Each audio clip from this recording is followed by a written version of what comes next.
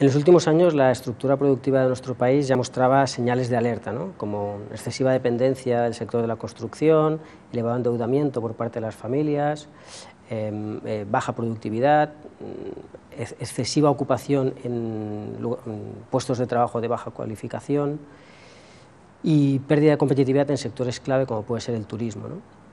Pero a pesar de todo esto, o incluso gracias a esto, ¿no?, llevábamos 15 años con un crecimiento económico con tasas medias del 3%.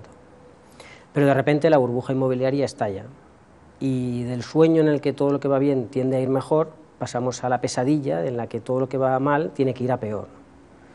Claro, ¿qué es esto de la burbuja inmobiliaria? Nos hemos encontrado con que en los últimos años teníamos la sensación de que el precio de la vivienda solo podía aumentar. Eso, combinado con una facilidad de acceso al crédito, bajos tipos de interés y elevada ocupación, hacía que generaba en los individuos un efecto riqueza que les llevaba a incrementar sus niveles de consumo y, por lo tanto, la demanda interna ha sido el motor de la economía. Pero para que esta burbuja inmobiliaria continúe es necesario que siga la demanda, ¿no?, de vivienda. Pero si nos encontramos con que el precio de la vivienda empieza a representar el salario íntegro de un trabajador durante 10-15 años, pues es lógico que la demanda de vivienda disminuya. Los constructores deciden parar las obras antes que encontrarse con stock de viviendas que no van a poder vender y las inmobiliarias cierran. Claro, si el peso del sector de la construcción en la economía estaba alrededor del 20%, es lógico que cuando este sector para, la economía deja de crecer y hay aumento del desempleo. Bueno, es cierto que a la situación particular de España se le ha sumado una crisis financiera internacional motivada por el estallido de la burbuja inmobiliaria en Estados Unidos y la mala actuación o la actuación irresponsable de algunos agentes del sector financiero.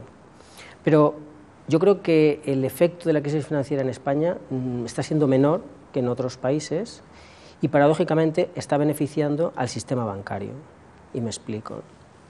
Es cierto que la regulación que ha aplicado el Banco de España al sistema bancario nacional ha evitado el impacto de los activos tóxicos en el sistema, es decir, de aquellos títulos vinculados a préstamos hipotecarios norteamericanos con elevado riesgo de impago.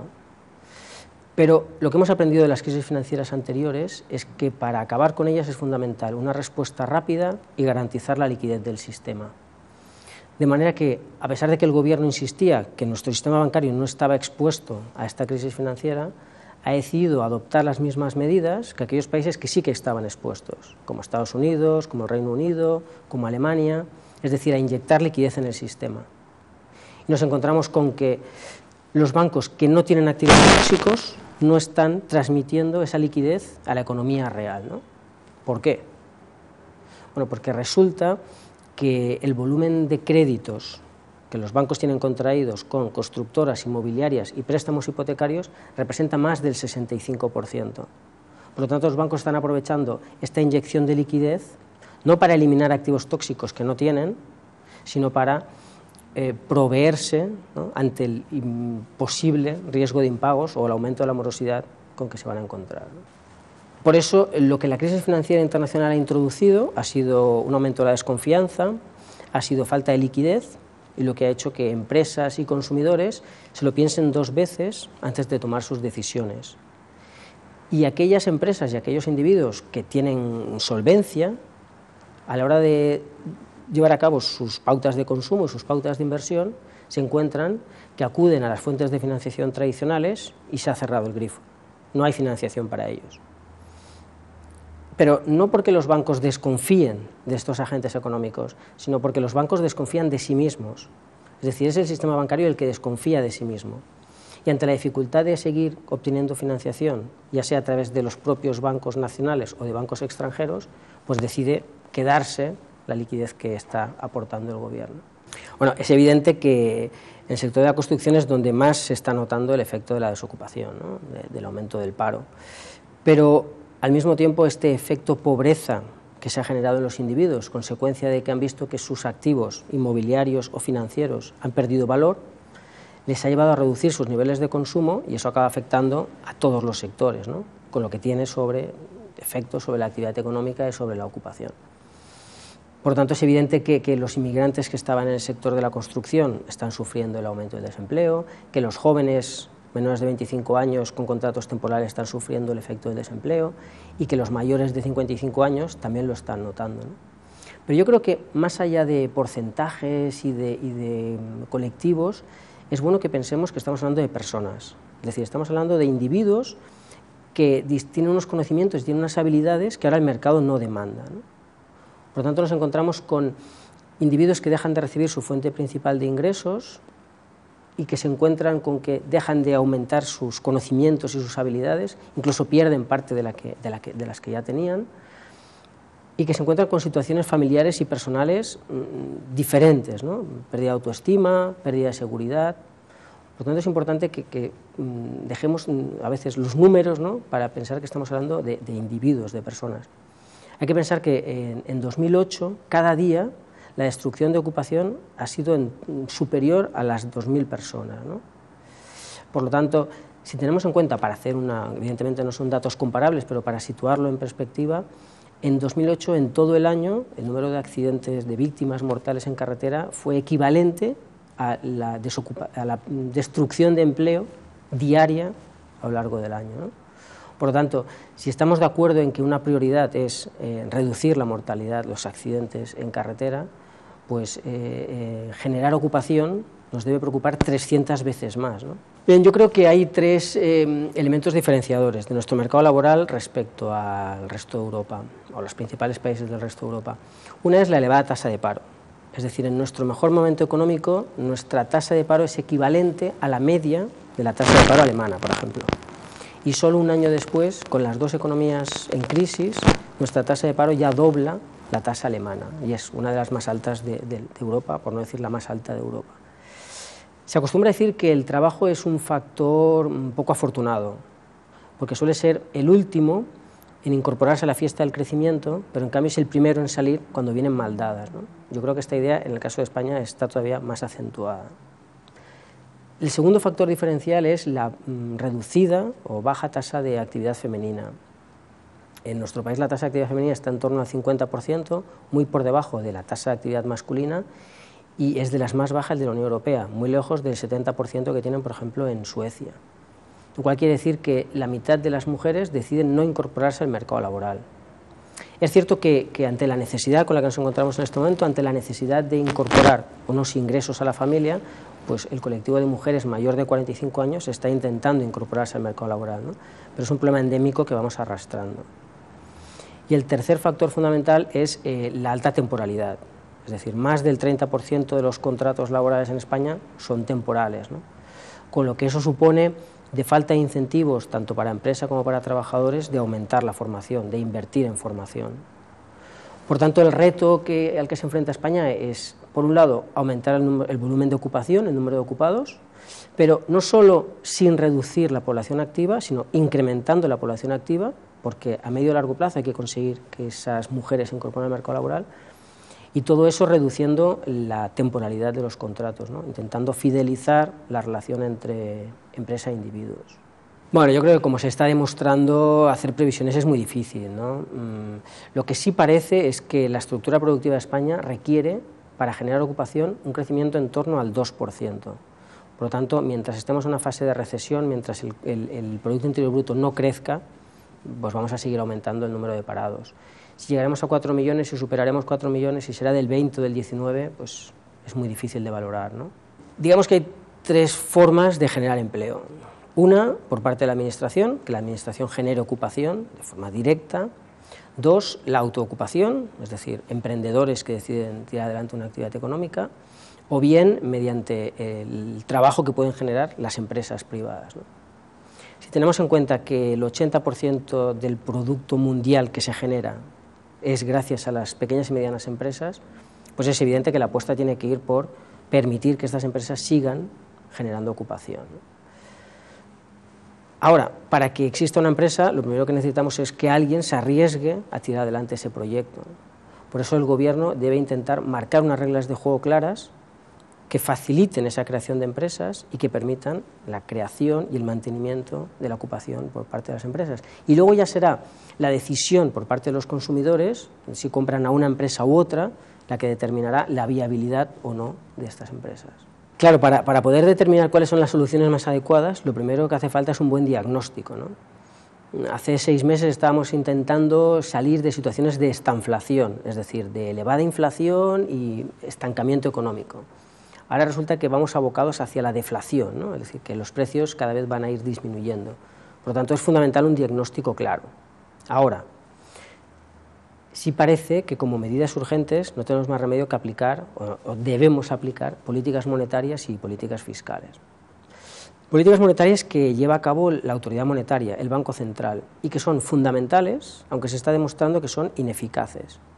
Es decir, son ineficaces porque la autoridad monetaria está aportando liquidez al sistema financiero para que lo inyecte a la economía real.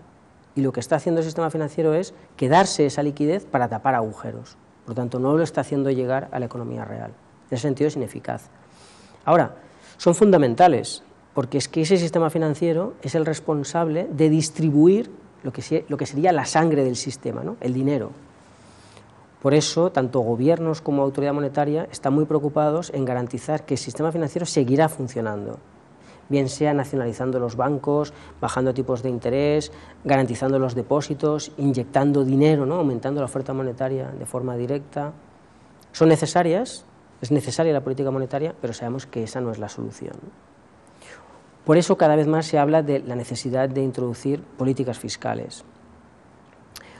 Políticas fiscales porque es la única manera de saltarse el sistema financiero, es decir, es la única manera de llegar directamente a los individuos y a las empresas, a la economía real, ¿no? Y aquí tenemos dos opciones, que es aumentar el gasto o reducir los impuestos. Con el aumento del gasto sabemos que directamente estamos aportando consumo, estamos aportando demanda, por lo tanto esperamos que con eso haya crecimiento. Lo que sí hay que esperar es que ese gasto se utilice de forma eficiente, ¿no? Y si puede ser para mejorar la capacidad productiva del país, mejor, porque eso permitirá además crecimiento futuro, ¿no? Claro, la rebaja de impuestos es otra alternativa, pero aquí nos encontramos con que no tenemos la garantía de que los individuos y las empresas utilicen esa fuente de ingresos para gastar, ¿no? Para consumir, para invertir. Sobre todo si tenemos en cuenta el nivel de endeudamiento de empresas y de individuos. Claro, esto lo hemos visto en el caso de los 400 euros, ¿no? Ha habido un cheque de 400 euros que no parece que se haya utilizado para reactivar la economía. Como alternativa sí que se apunta la posibilidad de reducir las cotizaciones sociales que pagan las empresas. Estas cotizaciones son de las más elevadas de la Unión Europea y se podría reducir, es decir, habría margen, ¿no? Comparativamente con el resto de países, siempre y cuando se garantizara que con eso se va a crear ocupación, ¿no? Por lo que se refiere a las medidas a medio y largo plazo, parece que el objetivo fundamental tiene que ser mejorar la competitividad del país, ¿no? Las medidas tienen que ir orientadas a mejorar esa competitividad. Lo que pasa es que la crítica suele ser que si buscamos esa competitividad se hace a costa de bajar salarios, ¿no? A costa de reducir costes salariales. Pero tenemos el ejemplo de Alemania, que es el principal país exportador del mundo, por lo tanto se supone que competitivo y no tiene salarios bajos, es decir, que es posible, ¿no? Ahora, si tuviéramos que resumir en dos ideas fundamentales qué políticas hay que adoptar para solucionar a medio y largo plazo los problemas de la economía, yo creo que las dos ideas básicas son exportación, es decir, tenemos que abrirnos a los nuevos mercados y para eso tenemos que ser más competitivos, porque eso tiene un doble objetivo. Por un lado, genera crecimiento y por otro lado, reduce el déficit exterior español, que es en porcentaje del PIB el más alto del mundo, por detrás solo de Estados Unidos. Tenemos un grave problema de déficit exterior y aumentar las exportaciones sería una solución, ¿no? Y la segunda idea fundamental sería la innovación, es decir, es el momento de pensar en nuevos productos, en cómo hacer esos productos mejores, sabiendo que eso tiene un coste, pues una inversión en términos de investigación y desarrollo, pero es un coste que hay que asumir porque es necesario. Y una política importante o una necesidad que tenemos en el medio plazo es reducir nuestra dependencia energética. Es decir, es fundamental ahorrar energía y encontrar nuevas fuentes de financiación, nuevas fuentes. Bien, en estos momentos, digamos que la situación de partida por parte de las empresas es que ellas necesitan incrementar sus beneficios y, por lo tanto, su apuesta es reducir costes, ¿no? La reducción de costes puede venir o bien por moderación salarial o congelación salarial, puede venir por reducción de las cargas fiscales, es decir, reducir el impuesto de sociedades, las cotizaciones sociales, o por abaratar el despido, ¿no? Porque ellas consideran que en estos momentos de lo que hay que hablar es de cómo repartimos sacrificios y no de cómo repartimos las rentas, ¿no?, los beneficios. Claro, la posición de los trabajadores es distinta. Los trabajadores lo que dicen es que para que siga existiendo actividad económica, actividad productiva, hace falta que haya demanda. Y para que haya demanda, los trabajadores necesitan poder adquisitivo. Por lo tanto, para disponer de capacidad de compra, necesitan aumentos salariales. Como siempre, pues las dos posturas tienen su parte de razón, ¿no? Y si recordamos, Jeremy Rifkin escribió a principios de los 90 un libro que se llamaba El fin del trabajo, y en el que ya anunciaba o ya alertaba de la importancia de reducir las diferencias salariales entre los ejecutivos y los trabajadores. En aquel momento él hablaba de que un alto ejecutivo venía a cobrar más de 100 veces el salario de un trabajador medio. Yo creo que en estos años no se ha reducido ese diferencial, al revés, se ha aumentado. Por lo tanto, en estos 15 años de crecimiento de la economía española no hemos aprovechado la oportunidad para repartir mejor esas rentas, ¿no?, entre beneficios y salarios. Por eso, si no ha habido ese reparto de beneficios, es difícil volver a exigir sacrificios otra vez a los mismos, ¿no? Es una situación que se tendría que revisar. Bien, es evidente que la situación actual del mercado de trabajo genera un elemento de riesgo en el mantenimiento del estado del bienestar, ¿no? La ecuación es bien sencilla. Los gastos para conseguir la igualdad de oportunidades que busca el estado del bienestar cada vez son mayores, en términos de educación, sanidad, pensiones, ahora prestaciones por desempleo, mientras que la fuente de ingresos solo puede venir por dos partes, ¿no?, que son impuestos o endeudamiento.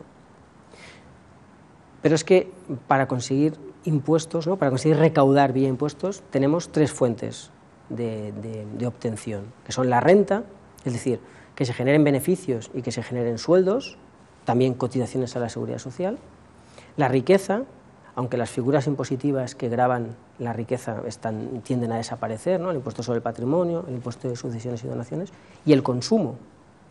Por lo tanto, solo podemos mantener el estado del bienestar si va acompañado de crecimiento y de ocupación.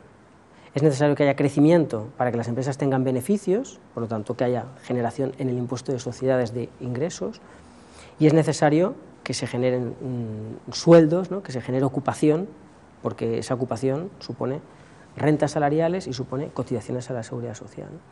Por lo tanto, es fundamental que haya ocupación y que haya crecimiento. En todo caso, dentro de esa política fiscal, es cierto que el aumento del gasto, la reducción de impuestos, va a provocar un aumento del déficit público, que deberá ser financiado mediante deuda pública.